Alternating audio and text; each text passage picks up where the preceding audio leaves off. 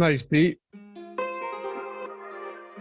Yeah, what's going on, everybody? Welcome to the Awesemo.com NBA strategy show presented by No House Advantage. I'm Dave Loughran, joined by Adam Scherer at Ship My Money DFS on the Twitters. You can follow me at Loughy_D, LOUGHY_D for those of you podcast listeners out there.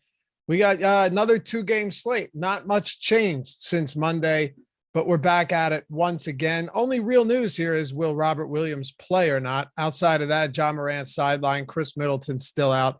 How are we feeling this morning, bro? Pretty good. Ready to get to a new slate. Yesterday was kind of just broke even, lost a little bit. So ready to get to a new one. What huge blowouts there were too. And it's funny because it was game 5.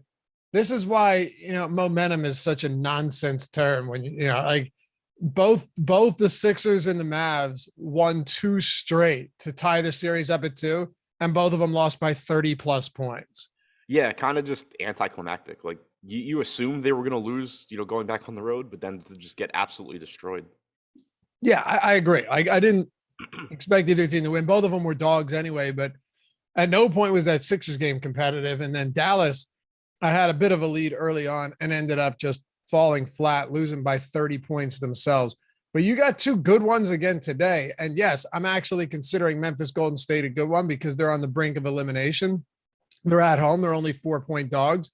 And then Boston's a 5.5-point favorite, but this series has swung back and forth and they're knotted up at 2 as well. So let's dive into this. Before we do though, hit that thumbs up, show some love around here. It helps us greatly. If it didn't, I wouldn't ask you for it and wouldn't waste my time or yours. Subscribe to the channel as well. And if you want to, hit that join button down below. Get the free super chats each month, the custom emojis. My favorite part, the sweet badges. Got people iced up in chat with those ice blue 1-year badges. You can get one too. No, in all seriousness though, we'd love to have you a part of the team here. And we'll always prioritize your questions and comments along with our premium Discord members. So let's dive into it. Straight out of the gate, Adam. First things first, the Milwaukee Bucks. We can talk about Giannis, but I kind of want to kick it off with Drew because there's been a lot of talk about Giannis. There's not much talk about Milwaukee outside of that. And Drew's been good. He's been pretty good. He hasn't been amazing, but he's been pretty good. The thing here, though, is when you actually look at his rates, he has attempted 20 plus shots in every game, 20, 20, 30, and 22. He has a 30% usage rate. Giannis is at 42. The next closest player is Bobby Portis at 19. If you look at potential assists, I already did my betting video today, and Drew over 32.5 points, rebounds, and assists is on there. He's averaging 12 potential assists per game. Giannis is like 16. Next closest is Grayson Allen at 2.5. So this has been the Giannis and Holiday show. He just isn't shooting well so far, but the volume and rates are all very high. Yeah, he was one of my highest owned guys last time these teams played, and I expect that'll be the case again today. Like $8,200 on DraftKings for a guy that, like you said, is taking at least 20 field goal attempts in every game, has about a 29% usage rate using the numbers I'm looking at. Varies by site, but approaching 30%. He's at 1.12 DraftKings points per minute with a 42.9% true shooting percentage in this series. Like you cannot shoot worse than that. And he's still averaging 1.1 DraftKings points per minute. Yeah, exactly. Yeah, and he's still averaging 1.1 DraftKings points per minute while playing 40 minutes a game. You know what I mean? Like he's still putting up. If you start to see improvement on that, on your shooting, and you're playing 40 minutes per night, you're definitely going to be getting some 50 plus fantasy point games. So I don't know. Drew's really intriguing to me. So is Giannis. And obviously playing both of them in the same lineup is never going to be super easy, but you and I have talked about this a lot. People always ask like, oh, would you play 2 guys at this price on the same team? Would you play these 2 guys on the same team? When it comes to Giannis and Drew, you at least know that they're taking up the lion's share of possessions, even though both of them aren't cheap. Yeah, and also with it being a 2-game slate and just less opportunity cost, I don't really care anyway. But, right. Yeah, like but you know what I mean. Yeah. But yeah, I mean, you made the point, and I was going to say it if you didn't. These 2 are just doing everything offensively. Like you said, Bobby Portis is third in usage in this series at 19%. You look at the other starters, Brook Lopez, 14%, Wesley Matthews, 7.5%, Grayson Allen, 9.5%. It's just so much of Milwaukee's production is coming through these two guys. Yeah, exactly. And once you get past that, it isn't to say that you can't play any of these guys, obviously, but those are far and away the two top options. Then you get down to like a Brook Lopez, you get, and you get around 28, 29 minutes from him. He's been fine. Bobby Portis is another one where it's hard to say. He played 15 minutes last game off the bench, and his price still seems to be a little bit inflated given his role. And then you get into your Pat Connaughtons and Grayson Allen. So how do you sort through this mess that isn't Giannis and Drew Holiday? Yeah, I mean, it's rough. I mean, Connaughton is still pretty inexpensive at 3,800. Should play upper 20s most likely in minutes. Last game you got 30 from him again. Last game he had played I think 32 the game before that. That's not set in stone that he gets to 30, but on average I would expect he gets 28-ish minutes. So at 3,800 still makes him look okay. Similarly, you can go to Grayson Allen at 3,900. That price has finally come back to earth after his very, very hot start to the postseason. So either one of those guys are fine. I think that they should be similarly owned. Right now, we do actually have Connaughton at 26% compared to 13% for Allen. So that makes me interested in Allen in tournaments just because I think Connaughton does project a little bit better, but I don't think he should be twice as popular. Yeah, I don't think he should be twice as popular either. But again, it's just one of these teams where these guys, even a Wes Matthews and all of these cheap guys, you just don't know. So would you say that they're usually when you've got a 2-game slate, you have a lot of a team. We've seen it with the Suns. We saw, with the Mavs, with Bullock and Finney Smith and Brunson and Maxey outside of Luka, obviously. But all of these teams, the mid-range guys, or even some of the value guys that are getting minutes in that 48, 5K range, they're all pulling like 25, 30%. If you look at this, once you get past Giannis and Drew, you mentioned that we have Connaughton around 26%, but then everyone falls off a cliff. They're all below 14.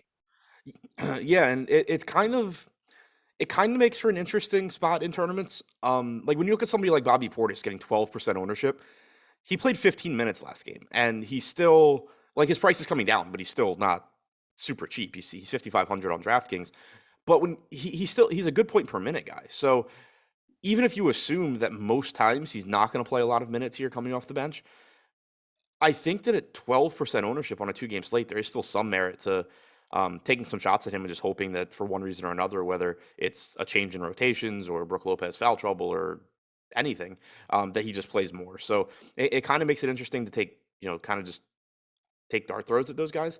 But yeah, at the same time, like none of them look particularly good. So I do understand the ownership. Yeah, agreed.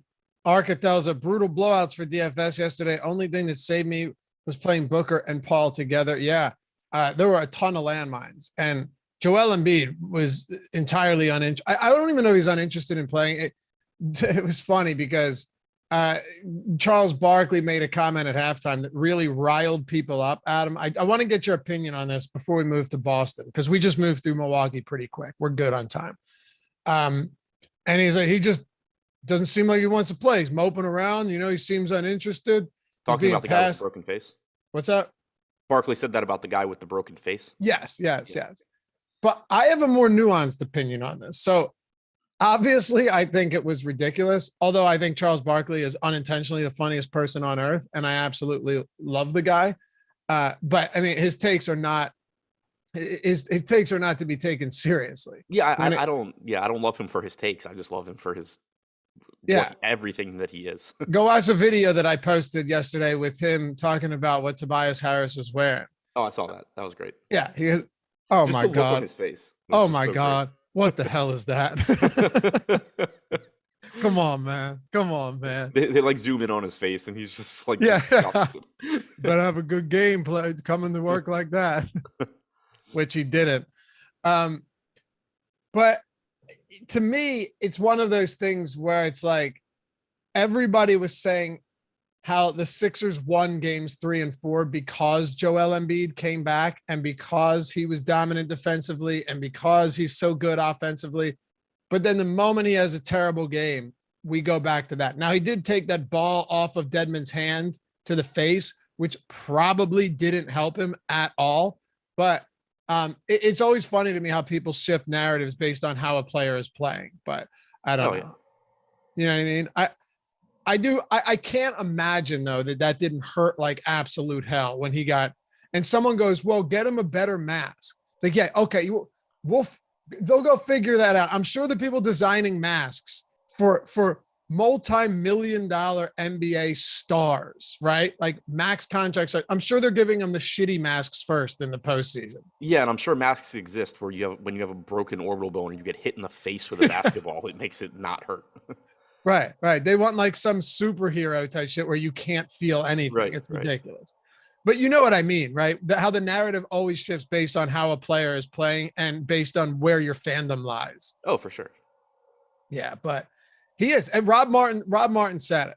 He said, dude is exhausted and beat the F up out there playing. So props to the process. Yeah, he is. He's beat the hell up, man. This guy after the playoffs is going to probably not move for 2 weeks. And I wouldn't blame him. So yeah. And it's like, for me, who I really like Joel Embiid, but obviously have had plenty of fun with Sixers fans regarding the Jokic and Embiid debate.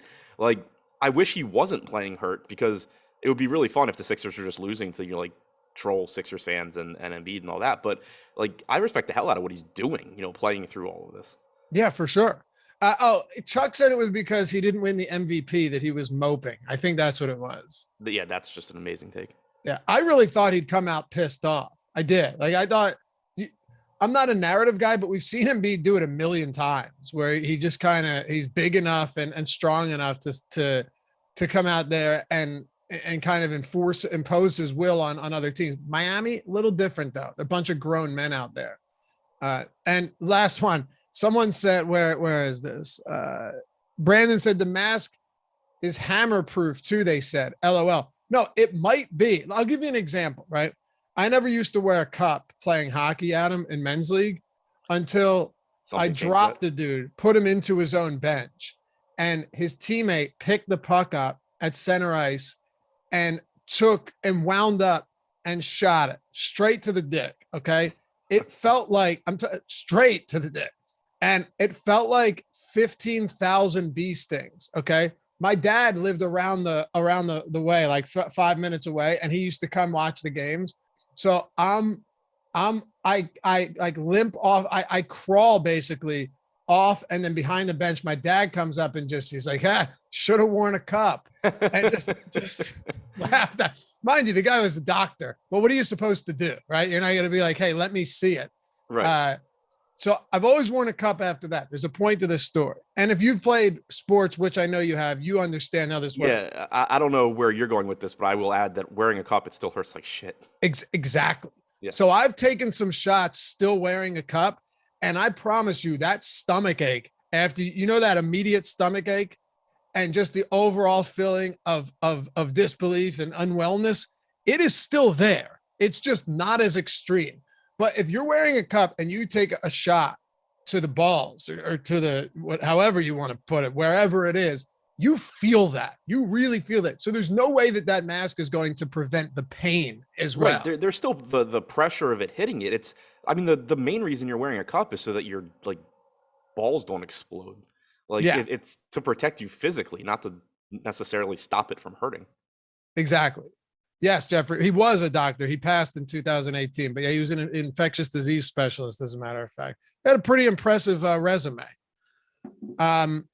Let's talk about the Boston Celtics here. And we got some free content on the site as well.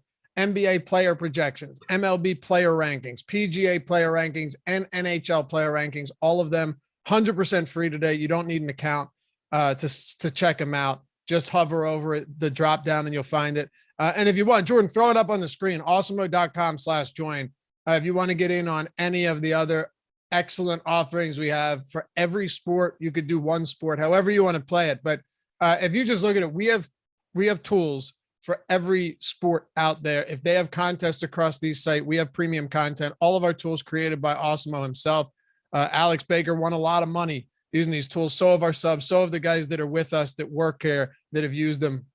And you can do baseball, basketball. Hell, we have F1, USFL, soccer, tennis, of course, basketball, UFC, PGA, NASCAR, esports, everything across the board. And you answer a quick question, you know, are you casual? Are you serious? Are you pro? And then we'll cater the subscription to you and what your budget looks like. So we got a premium Discord too. If you decide to join us, hop in the Discord, great community, and the Office Hours channel where you got pros like Steve Buzzard, the Colts, and other guys jumping in and helping you better your game. All right. So let's talk about the Boston Celtics here. Tatum comes out 13 rebounds last game. How much do you think of that was the fact that Robert Williams didn't play? I think it's a combination of Williams not playing and also just, regression. Positive regression. Yeah. I mean, this was like an outlier for sure, I think, for Tatum, because he didn't have more than 6 rebounds all playoffs. And granted, I know it was only 6 games before that, man, or 7 games before that. But yeah, 13 boards, 30 points. He looked a lot better last game. So do we want to go back to Tatum today? And how does he stack up against the other high price guys? So first of all, great comment in chat. Lofty, bet you wish in that moment your dick had been on your arm.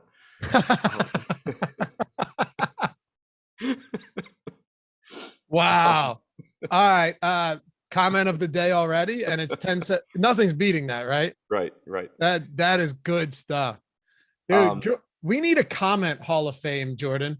We need to have like a comment Hall of Fame, and at the end of each week, like we'll put them, you should save them. And then we should just scroll it on the screen at the end of the deeper dive. Even if we're just doing content, we don't have to read them. We should just scroll it. I'm serious. Start saving some of these good comments, because chat makes these shows a lot funnier. And if Josh is in chat or on a show, it makes it a whole lot more entertaining, because it just becomes apoplectic with everybody in there. All right, Jason Tatum. I'm glad you mentioned that though. Yeah. I mean, Tatum, I think, like, I feel the same way about him. I view him the same way that I did previously. He's Jason Tatum. He's really, really good. 9,600. He certainly can go out there and have a game. I think that the price tag is probably it's about correct, given the context and everything, but there's certainly plenty of upside there. I do think it's still probably a little bit more difficult to get to him, just because you're really going to want to get to Giannis. You have plenty of value still on Memphis that's going to allow you to do that. I think I get to Drew before I get to Tatum, given the $1,400 gap in salary. But all that said, if I get to Jason Tatum, I'm more than happy about it. Hopefully the rebounding comes back. Now for the series, he's at a 7.3% rebounding percentage, up from his 4.5%, 26% usage rate, 1.05 DraftKings points per minute. I think that, even though we did see, signs of life last game, we saw the rebounding, I still view it as you're more so playing him based on the talent level that he has and what you're hoping he can do than based on what you've seen so far in the series. Absolutely. I will say though, I love what we're getting out of Al Horford. I won't belabor the point because I talked about it a lot the other day, but I don't know if I mentioned it to you or Josh, but Horford in the last 2 games of the series, 2 games before last game, was second on the team in touches. He was like 6 behind Tatum. He led the Celtics in touches last game, dude. He had 16 points in the fourth quarter, finished with 38 rebounds and 3 assists, played 42 minutes. He's shooting lights out from 3. Look, I get that his price has come up considerably and that maybe this isn't sustainable, but if Robert Williams ends up sitting again today, I think that's enough to put Horford over the top again. He's just been excellent. Yeah, we've seen him just play really well and also play a ton of minutes. I mean, he's played the second most minutes on the team in this series, behind only Jason Tatum. He's averaged 1.16 DraftKings points per minute, which is the most on the team, except for Malik Fitz in his 3 minutes. Only a 16.3% usage rate. The 69.4% true shooting percentage should come down a bit, but a 15% assist percentage, a 16% rebounding percentage. You really like to see both of those. Leads the team in rebounding percentage in this series. And I'm with you. If Robert Williams does miss this game, I think it makes Horford look even better. How else do you want to approach these guys? Jaylen Brown last game, Foul trouble was a huge issue. So, I mean, I expect him to get up to the 38, 40-minute range again. He just had an overall ugly game, but he's been pretty decent in this series. Jaylen Brown. Yeah. And he has the shooting guard small forward eligibility, which is nice as well. $1,300 less expensive than Tatum. Similar usage rates, 25% usage for Brown in this series, 1.07 DraftKings points per minute. I do think that, again, as good as Jason Tatum is, and I'm certainly not saying not to play Jason Tatum or that I don't, like Jason Tatum or anything, but I do think it's going to be easier to get to Jaylen Brown than it is to get to Tatum. It feels like it. Yeah. Especially because I really like Giannis and Holiday today. And the other thing is right now, Tatum's projected for 38% ownership on DraftKings. Brown's at 32.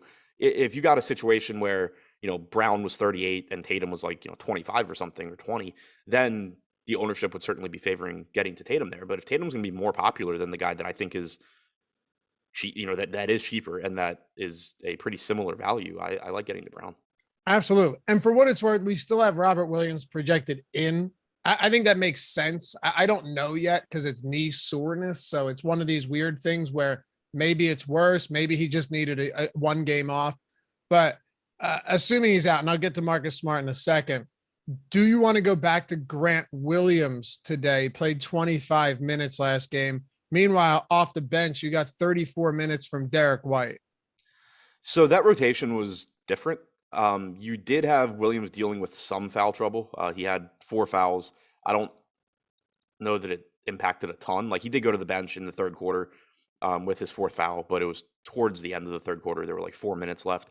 But prior to that game, we had seen Williams playing like 30 plus minutes in almost every game. So I'm not reading into it too much to where like I think suddenly he's only playing 24 minutes. If Robert Williams is out, I think that there's a good chance Grant Williams is getting back to 30, 32 minutes. The issue is just that price tag has come up, and he's not a great point per minute guy. Rostering a relatively expensive Grant Williams at high ownership is never something that feels very good. If you managed to avoid that last slate, you probably did well. Where I think it gets interesting, though, is, and right now we have Robert Williams in, so the ownership will change. We have Grant Williams at 5% ownership right now. If Robert Williams is out, that number comes up. But let's say today you get Grant Williams at 10, 12% ownership without Robert Williams, then I don't mind getting there because I don't really like the price. I'm not confident in it, but you could easily get 30 plus minutes from him and get 26, 27 DraftKings points. So if the ownership is low, I like getting there. If he's popular again, like if Robert Williams gets ruled out and he's popular again, I have no issue just not getting to a $4,600 Grant Williams, especially with all the value from Memphis. If Williams is out, we can look at this a little further. Let's at least talk about Derek White for a second. Now, I think he got some additional minutes from Jaylen Brown being in foul trouble. Because Brown picked up his 4th foul less than 3 minutes into the third. He comes back, plays 2 minutes, picks up his 5th foul towards the end of the third quarter. But Derek White still played he played 13 minutes in the first half. And then in the second half, he played 21 minutes. But again, a decent amount of that was due to Jaylen Brown foul trouble.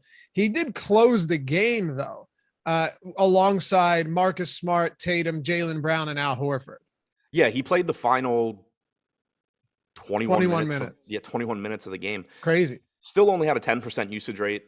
Still only scored 23 DraftKings points in 34 minutes. But at 3,700, if Robert Williams is out, I think he's a good value. I think, again, I think that a lot of times you're going to get more minutes from Grant Williams. You're going to get Jaylen Brown playing more minutes. He only played 32. And White hasn't been a good fantasy producer in the postseason at all, and certainly not in this series. Only 0.73 DraftKings points per minute. But if you even assume that he's playing 24, 26 minutes at 3,700, again, and you can feel more confident in that if Robert Williams is out, I still think he does project as a good value.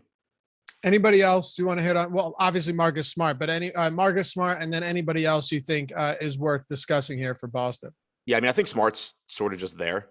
At 5,900, he's a good play. He's not standing out as something that I'm like heavily prioritizing. He is projected to be the highest owned guy on Boston right now at 39%. I think he's just going to fit into lineups pretty easily because he is relatively inexpensive.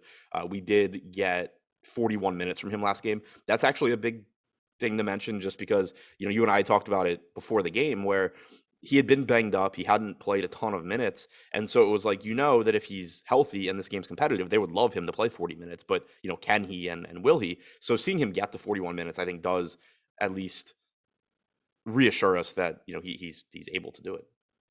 All right. One down, one to go. Man, we're covering these comprehensively, but also nice pace.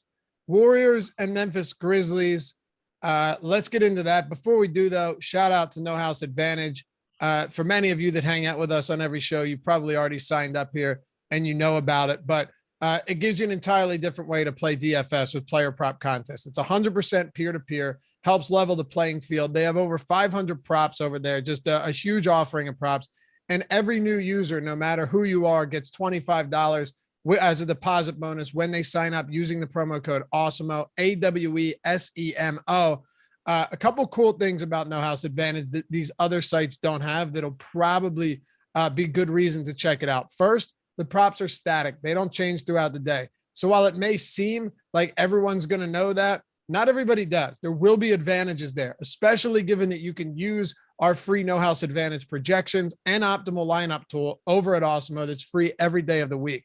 We have our player prop tool. You have Odds Shopper as well. Easily compare everything against No House Advantage. And like I said, with that tool, you only have to be on one tab. You have it right there. You have their lines, and then you have what we have as a projection.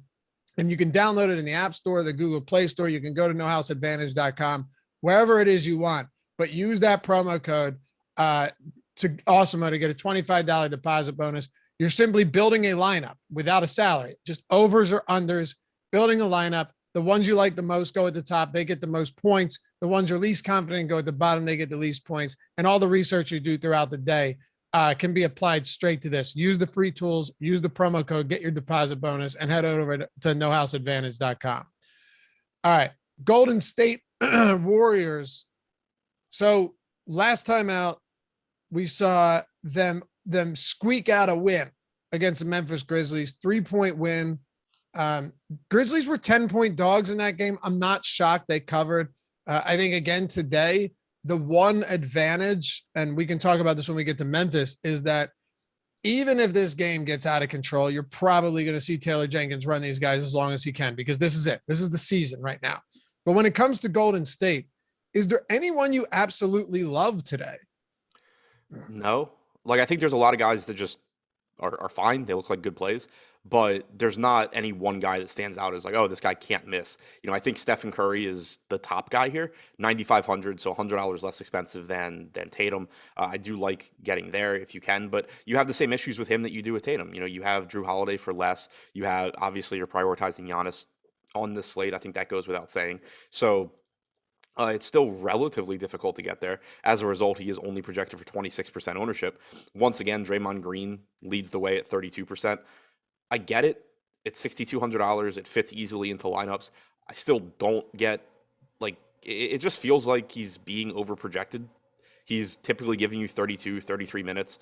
He's not a great point per minute guy. He's not bad. He's around a fantasy point per minute. So it just, I don't know, every day it feels like Green's a little bit overowned, but he does fit nicely into lineups. But yeah, there's no one guy from this team that looks wildly underpriced and like a core building piece. Oh God, do I read this super chat, Jordan? It's $100 super chat. The thing about Adam is true, not about Josh. What? You know how this works by now. All right. All right. Binked. Paul Magna. I don't see anything in there that's not true except maybe the part about you. Oh no, that's entirely. You know that. And the catch up. I mean, that's entirely true. You can, you can put on a fake. I don't know. It's too early to think of words. Binked for a solo win on FanDuel for $100K on Saturday. Didn't get the chance to say thanks to you guys. Paul, send us a screenshot at Awesemo Hall of Fame too. I'd love to throw you up on the Hall of Fame segment. And I don't know if you're a premium sub, but get a free month as well. That is awesome. Ketchup and eggs belongs on eggs. Ketchup belongs on eggs. You're damn right, bro. This was a big thing back a few years ago. I got ridiculed for it. And then I went to Twitter and got a very warm reception. Ketchup is delicious on eggs. Josh is an idiot. No, he's not. You guys, I don't know why you do this. Josh is and Adam, just stay quiet. Josh is an insanely smart guy. He just likes, he's very opinionated. So when he's wrong, he won't admit it, Adam. And then it just makes people want to very much dislike him. Oh yeah. Josh brings all of this on himself. Oh, I totally agree with that, but he's not an idiot. No, Adam I mean, like me and Josh have similar personalities. I'm just not wrong as often as he is. So it doesn't come out. He says Adam is an asshole. Yes, 100%. But he's our asshole. We love Adam. Laffy is the man. Thanks, brother. Appreciate you. Try and do the best I can here as a host. And Alex is a god. Love you guys. Thanks, dude. Congrats again. Appreciate you. And that's a huge win. Yeah, hit us up at Awesemo HOF. Get that free month, and we'd like to put you in the Hall of Fame. Where are we at? Oh, Golden State. So, Adam, here's my thing, right? I'm going to keep living so far or dying. I want to keep living. I'm speaking metaphorically here.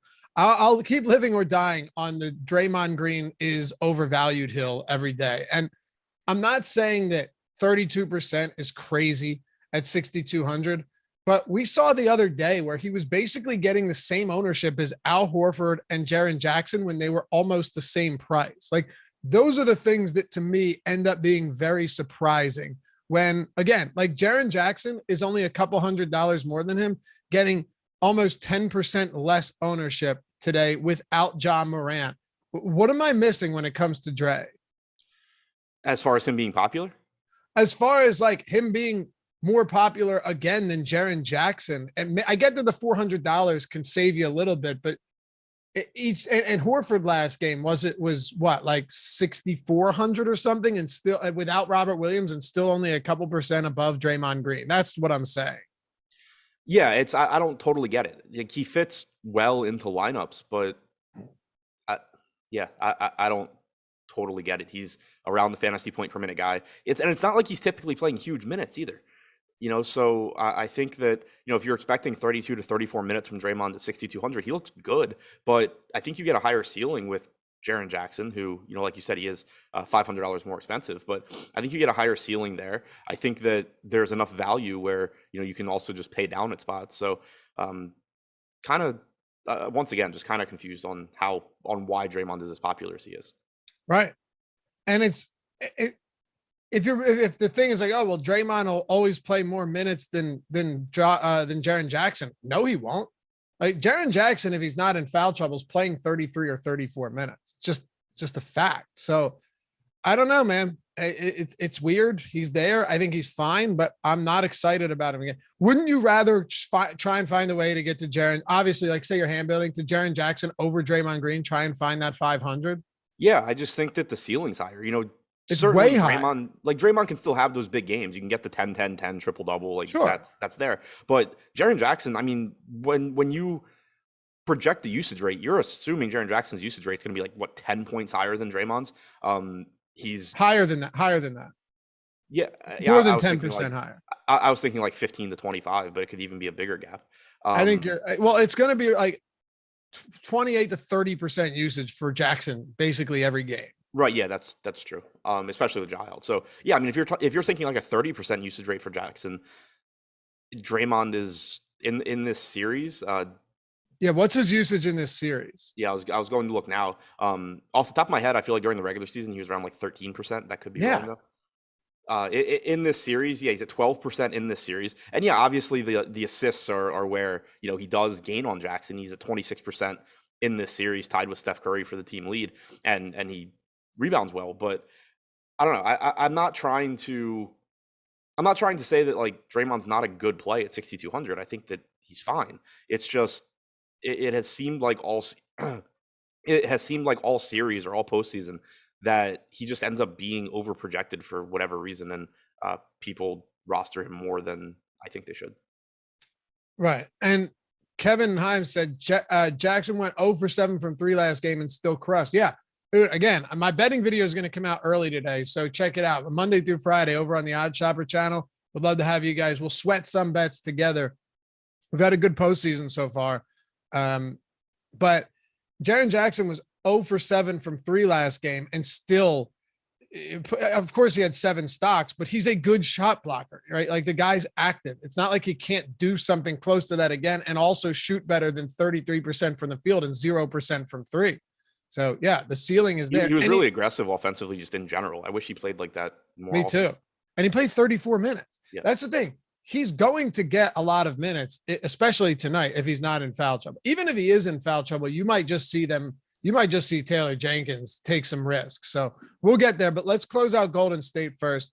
I did want to know where you're at on guys like Thompson and Poole, because every day, and Wiggins, it's just kind of volatile options here. There's a lot of guys that can do a lot of different things, which makes them tough to project for DFS purposes. Yeah, they're like the prototypical, just if they're not popular, I'll play some of them. If they are, Right. I won't. Neither guy's getting too much ownership here. Clay at 23%, Poole at 20. I do lean towards Poole a little bit just because he's less one-dimensional. Both guys, to really have a big game, need to take over from a scoring standpoint. But in this series, Poole has a 27% usage rate, but also has a 24% assist percentage, whereas Clay only has a 21.5% usage rate, 12% assist percentage.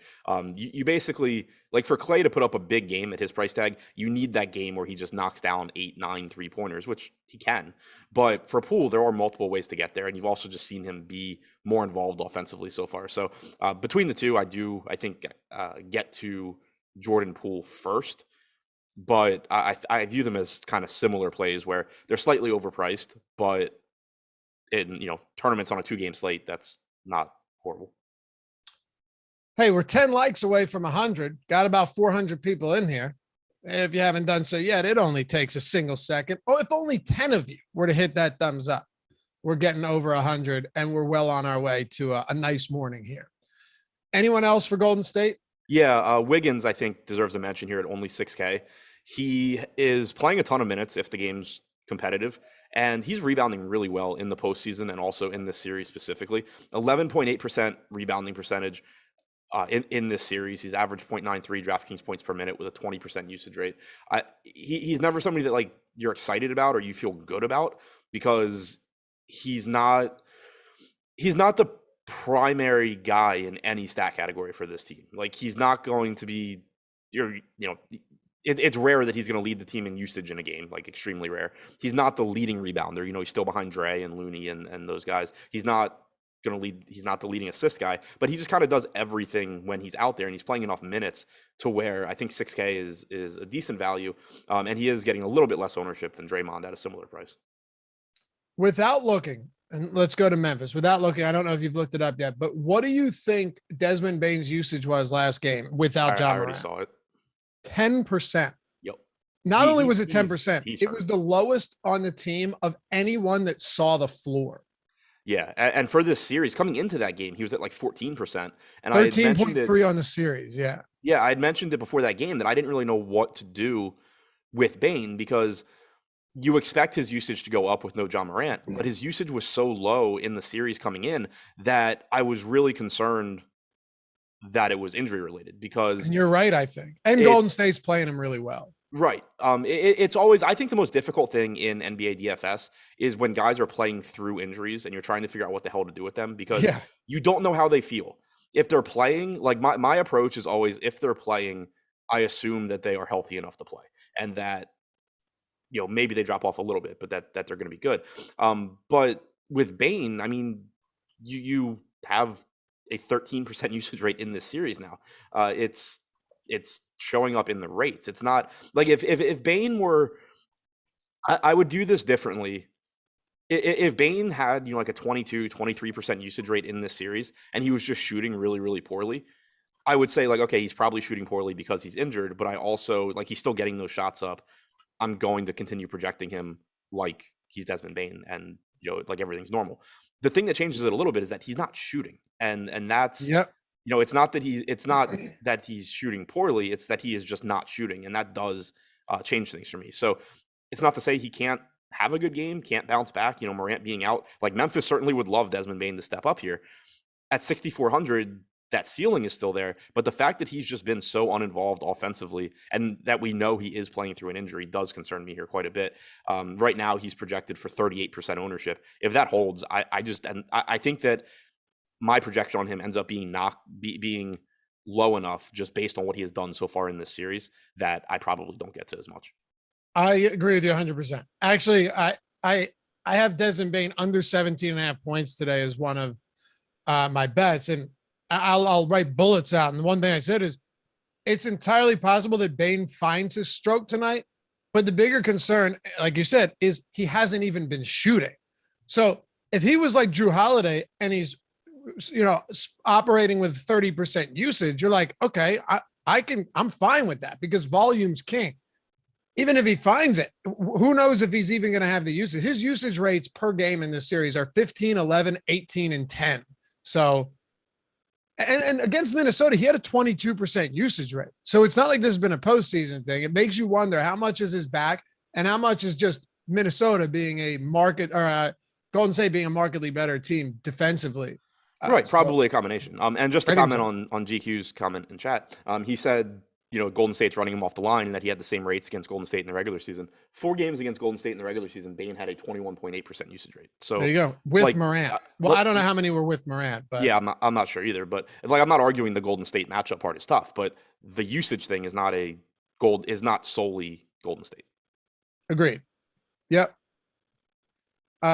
We talked about Jaren Jackson a lot. I don't know about you, but I will go right back to the well there again today. I mean, just big usage last game, big minutes. He can rack up stocks. He's a decent enough rebounder. I actually hope he starts at the 4, so foul trouble maybe isn't as big of an issue and saves him a little bit. I think that's something you've mentioned in the past.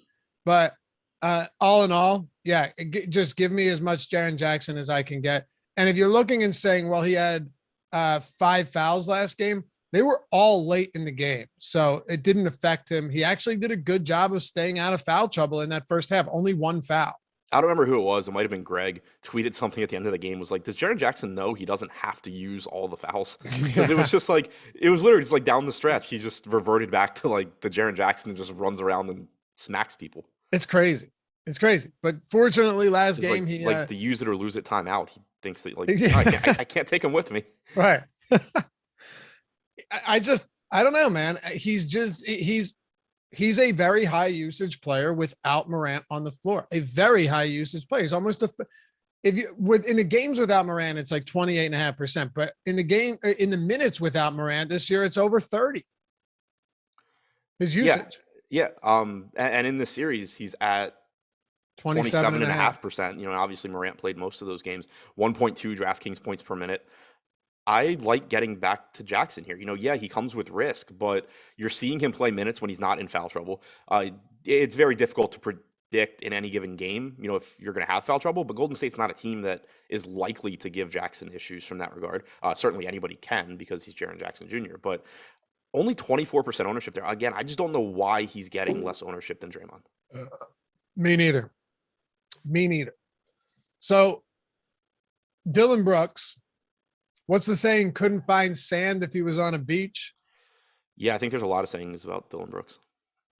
It's not about him specifically, but you know what I mean. No, yeah, I know. Or for you, couldn't find water if you were in a washing machine. Couldn't hit the broadside of a barn. You get it.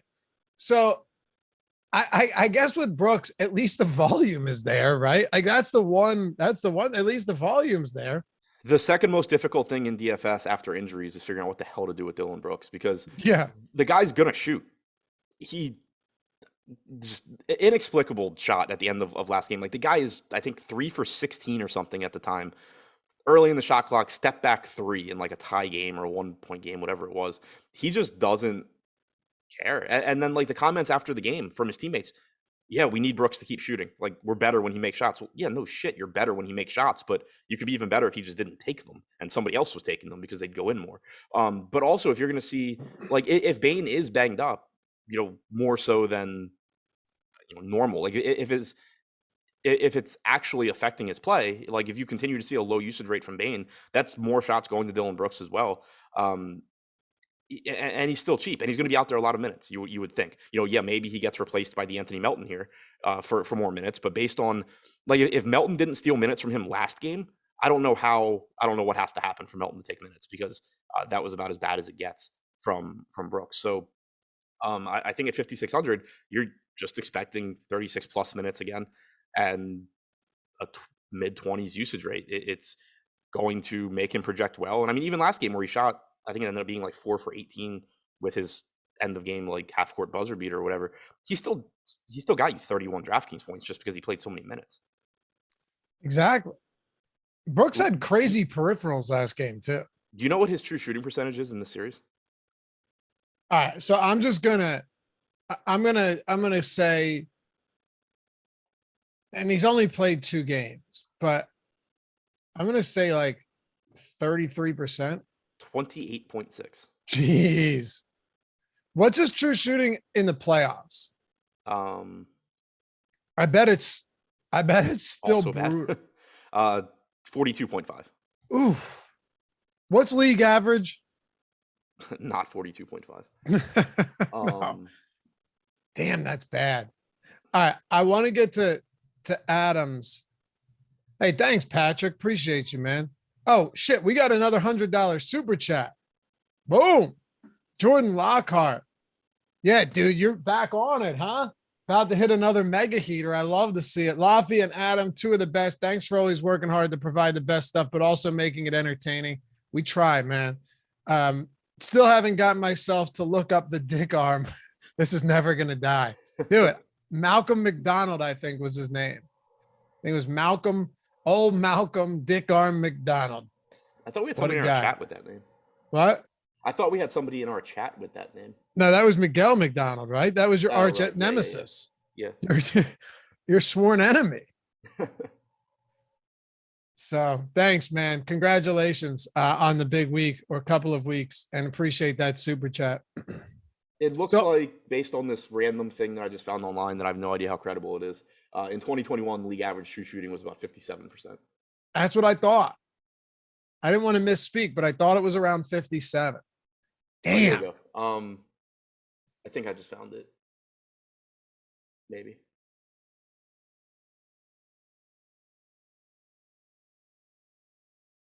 Doesn't look like it's listed here. League average effective field goal percentage was 53.2% this year, but it doesn't have true shooting listed. Okay. Wow. Wait, league average what? Just shooting? Effective field goal percentage. Oh, EFG? Okay. Yeah. Okay. Someone said, is he related to Norm Macdonald? I don't know, but I can tell you this exciting stuff if you're a Norm Macdonald fan like I am. And I know Adam likes him some Norm Macdonald too. Apparently Norm Macdonald has an hour worth of unused content that he did at his home during COVID, and it's going to become a Netflix special. So that's awesome. Pretty cool, right? Yeah. Have you seen his Netflix special? The last one he did, Hitler's Dog? I don't think so. Oh, dude, it's awesome. Check it out. It's on Netflix. It's so funny. It's so funny. All right. So let's round this one out. We've got Steven Adams, who we of course have to talk about, highest projected owned player on the slate. But before we get there, can you just round out the rest of this team? Like Tyus Jones is obvious. We don't have to really get into that much. And then maybe anybody else that is kind of uncertain. And then we'll break down what we expect from Steven Adams after seeing him start last game. Yeah, so Tyus Jones, I think, is still underpriced here. This is just an example of, his price tag jumped a lot. He's $4,900 on DraftKings. I think he's $5,700 on FanDuel. But he was so underpriced at the beginning that, last game, that him going up a bunch in salary doesn't mean he's overpriced or you're chasing points or whatever. He played 41 minutes last game. He started 23 games this season without Morant, averaged 0.96 DraftKings points per minute. He's a very good playmaker, very good facilitator. He's still one of the best values at 4,900. We talked about Brooks, Jackson, and Bane. DeAnthony Melton, 4,500. No idea what the hell to do with him. He played fewer minutes without Morant by a lot than he had been previously. Only played 9 minutes last game. Didn't play at all in the second half. He's just difficult to rely on because Jenkins time and time again this year in situations where he's where Melton seems like he would be useful, just doesn't use him. But Melton's also a good point per minute guy. So if you do happen to get him back to 24, 25 minutes, then he's a good value at 4,500. So just extremely risky, only projected for 4% ownership. Don't mind getting some of him in tournaments and just hoping that he plays more minutes here. Certainly risky, but the payoff, I think, is the potential payoff is also very high. Brandon Clark, once again, didn't play a lot. I don't really expect that to change. That's, we've kind of seen that throughout this series. So kind of similar to Melton in that, if for some reason he does get more minutes here, he'd be good. He's a good point per minute guy, but I have a hard time thinking that, he suddenly picks up a ton more minutes here. And then Kyle Anderson, I do think, plays more. We saw it last game. Anderson was in the closing lineup. He ended up still only playing like 23 minutes, but I think that, you once again see him in that range as opposed to the 16 minutes he was playing before Morant's injury. Red Skittles in chat said, "Old McDonald had an arm." Yeah, we're firing today, all cylinders. Oh, he's he got the badge too. Hit join. You want to join the team here? And thanks, 131 likes. I think that's about it. Is there anything else that you want to hit on other than Steven Adams? No, not other than Steven Adams. Okay, let's do it. Yeah, he's assuming he's starting at 3,400. I think he's just the free square today. He's the Tyus Jones of last slate. Even if he doesn't play 27 minutes, even if Steven Adams plays like 18 minutes at 3,400, he's likely to be a good point per dollar value. He's going to let you get Giannis in the lineups. He's going to let you get the other guys that you want. If you wanted, the other issue is like, if you think about how maybe it doesn't work out for Steven Adams, like if he plays poorly, what happens? You get more minutes for Brandon Clark. Maybe you get more minutes for Kyle Anderson or DeAnthony Melton, but none of those guys are as cheap. So while like you could use them as negatively correlated plays with Adams, and say, okay, well, if Adams busts for 75% of the field, maybe Melton does better or Clark does better. That's fine, but you're still not getting the same amount of, you're not, it's not opening up as much salary for you as Adams is. So did you see his plus minus last game? No. Plus 13 in 27 minutes. By far the best on the entire team. Yeah, not bad. Yeah, and like he wasn't in the closing lineup. So to me, that's the one minor concern is just, what if he does lose like 8 minutes here, just, opens the game, maybe closes the first half, opens the second half, doesn't come back kind of thing. But I think on average, you're probably still looking at like low to mid 20s from him. He's just so cheap that it's very difficult to get away. If you are looking to get away from him, I do think that, getting to more Melton or Clark or Anderson makes sense because those are guys that I think would be likely to pick up those minutes. I wonder if Jenkins looks at that and goes, "Oh, okay, Adams came off the court and they immediately blew a double-digit lead and lost the game late in the fourth." Possible. Somebody said you still like Adams at 5,300 on FanDuel. Yes, in that if he plays the same minutes he did last game, he's still a very good value. But it's not as risk-free as DraftKings. Well, what are the other options at center would be my question too. Like you have Dre at 6K, Horford 79, Jaren Jackson 7,600, Portis at 51, Clark at 45. So like Clark is cheaper than Adams, but still we don't know what his minutes look like. Yeah, I guess that's an appropriate price point, right? Yeah, I think that's like where he should be. Yeah. So he's still a fine play, but he's not what he is on DraftKings. DraftKings screwed the pooch on this one a little bit. Oh yeah. 3,400. And how do you price Tyus up? Not enough, but price him up. And then you just forget about Steven. The crazy thing is it's not that they neglected it. They priced him up $400. No, 200. 200. I'm wondering if it has to do with the fact that he just wasn't popular last game. Because I do think, you know what? You're right. We've always talked about how ownership must factor into that pricing algorithm from day to day. Yeah, and just nobody swapped last game. So great point. Yeah. Assuming that's part of the pricing algorithm, that's probably what it was. Yep. Hey, thanks for all the super chats. Congrats, Jordan. Congrats, Paul. Appreciate you guys hanging out as always. Hit that thumbs up before you go. Subscribe to the channel. Follow Adam at Ship My Money DFS, me at Lafayette_D. Shout out to our boy Jordan Klein behind the controls, always doing his thing.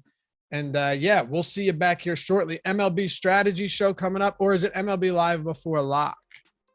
Is it an LBL we got live before lock? We got LBL coming up. Okay. Today's a big day too. You got the No House Advantage strategy show at 1:30. MLB live before lock at 4. NBA deeper dive with Adam and Alex at 5.